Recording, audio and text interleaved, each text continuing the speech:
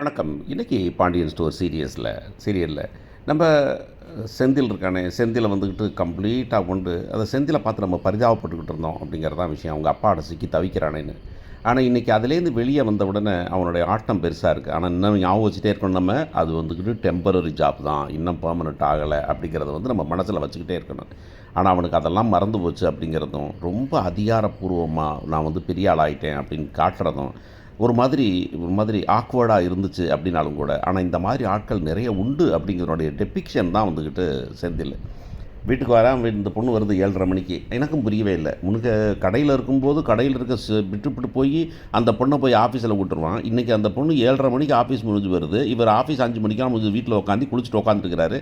ஏன் இந்த பொண்ண போய் கூப்பிட வரல அப்படின்னு கேட்டோன்னா, அதான் திமிரு கொஞ்சம் அதிகமாயிருச்சு அப்படிங்கிறது தான். மனுஷங்கள பணம் வந்து மாத்துறது போல கொடுமை, அந்த பணத்துக்காக மனுஷன் மாறுற மனுஷனை பார்த்தா வர்ற கேவலமான உணர்வு, நிஜமாவே செந்தில பார்த்தா வருது தான். அப்போ அவன் என்ன பண்ணுறான்னா வந்துட்டு, "என்ன லேட் ஆயிடுச்சாண்ணா?" "ஆமாம் மீட்டிங்க. அதுவும் இந்த வீடு குடுக்குறேன்னு சொன்னாங்களா, அதுலேருந்து அடிமையாக்கிட்டாங்க அவளன்னு. அந்த வீடே வேணான்னுலாம்." "ஏன் வீடு வேணான்னு சொல்ற? வீடு நமக்கு இருக்கணும்." அப்படின்னு. "எதுக்குங்க அந்த வீடு? எழுதி கொடுத்துடணும். ப்ராசஸ் பண்ணிட வேண்டியது அப்படின்னு."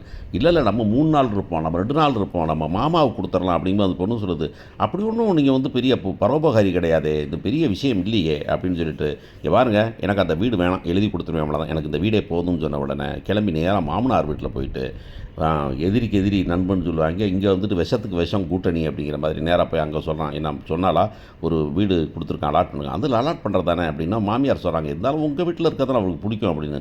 அவளுக்கு பிடிக்கும், அதான் அவள் சொல்கிறா. ஆனால் எனக்கு என்னன்னாக்கா, எங்கள் வீட்டில் இருக்க நல்லவங்க தான், எல்லாம் சரித்தான், ஆனால் சின்ன வீடு இல்லை, அதனால் நானும் கொஞ்சம் ஃப்ரீயாக இருக்கணும் அப்படின்னு பார்க்குறேன். அதுதான் நீங்கள் சொல்லுங்கள் அப்படிங்கிறாங்க. மாமனார் உடனே சும்மாவே வாயை கொடுத்து மாட்டுவார் அவர், வம்பில் மாட்டுவார். அவர் வந்து இப்போ விடுவார், அவர் கிடைக்கிறத சான்ஸை. எப்படா இதை வம்புழுப்போம் பாண்டியன் வீட்டை நினச்சிக்கிட்டு இருக்கவர், இப்போ போய் மீனாட்ட கேட்கறதுக்கு ரெடி ஆகிட்டார்.